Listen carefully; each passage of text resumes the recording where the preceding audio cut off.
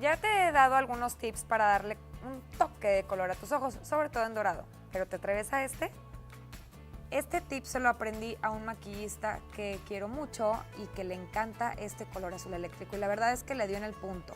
Puedes tener tus ojos maquillados de morado, de dorado, cafecito como lo tengo yo, con una simple línea negra, con bastantes tonos y colores diferentes. Y si en la línea de lagrimal aplicas esto que estoy haciendo yo con un delineador azul eléctrico o un verde brilloso o algún toque así súper original, la gente te va a chulear bastante, tus ojos resaltan más. Yo estoy viendo que el café de mis ojos resalta.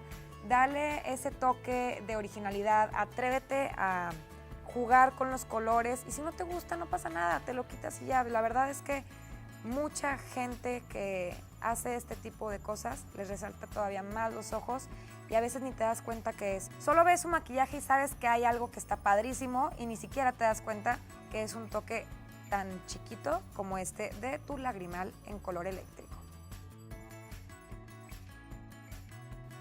Así que ya sabes, a un maquillaje que obviamente ya es lindo y de tonos totalmente diferentes, atrévete a darle este toque de color y te lo van a chulear bastante.